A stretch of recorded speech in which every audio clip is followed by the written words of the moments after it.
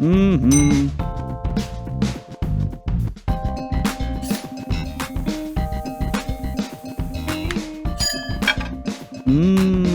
Greetings, Indie Warriors! Peach here from I Dream of Indie to talk to you about Make the Burger for Nintendo Switch. This is a time management simulator very similar to the Diner Dash games you might have played in the early 2000s. The campaign centers on one man's goal of restoring his neighborhood one patty at a time. You'll serve customers in order to get more business to the area and open shops so it's no longer an empty alleyway. But how do you serve these customers? It's simple. You take their order, select the right ingredients on the grill, and serve them their food. Instead of receiving monetary compensation, you receive happiness.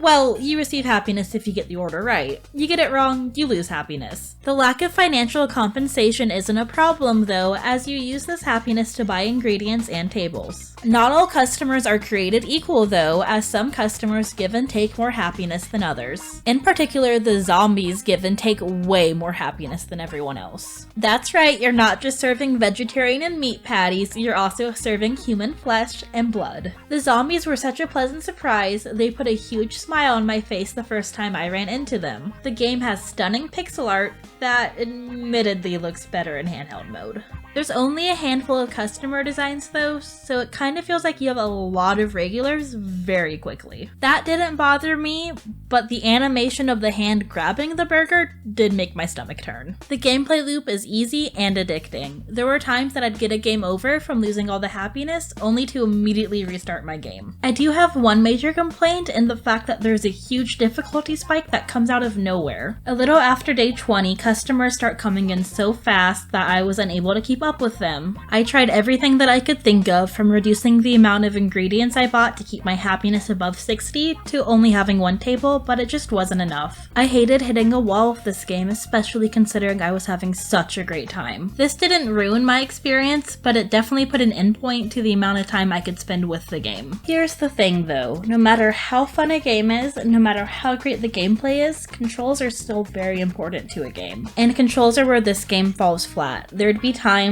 that I'd be trying to move the burger to someone, but because I didn't have my directional stick in the exact right position, it wouldn't go through. This happened more than once, and it resulted in a game over at least twice for me. This was a real shame, as it would stop any momentum I had. I feel like if the controls were a little bit tighter, then I would have been able to progress through the game and would have ultimately enjoyed it better. But enough about gameplay, let's get into the sound of this game, because oh boy is it so good. Drums and bass come together to make this funky, jazzy arcade sound that fits the arcade style gameplay. I can't get the beat out of my head, and it's not even a problem. If funk isn't your thing, you simply have to click on the musician and the music will stop. Let's take a moment and address the elephant in the room, that is the English translation. This game reads as though it was drugged through Google Translate about a dozen times before they landed on English. Luckily, the only time you'll be doing any reading is when you're reading the newspaper before the start of each day. In the newspaper, you will only need to focus on what items are available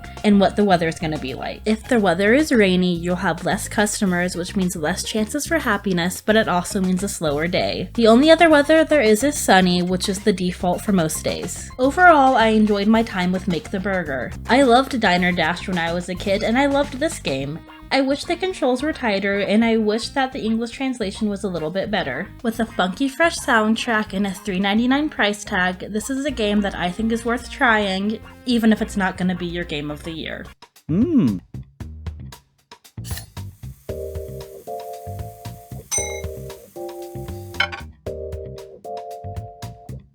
Yeah.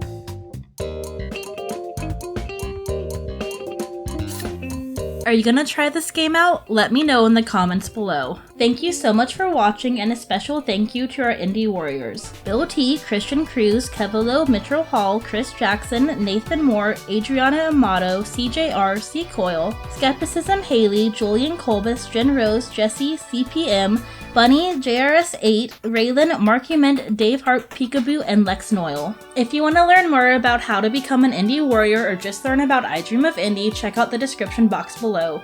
Until next time, thank you for watching and have a great day.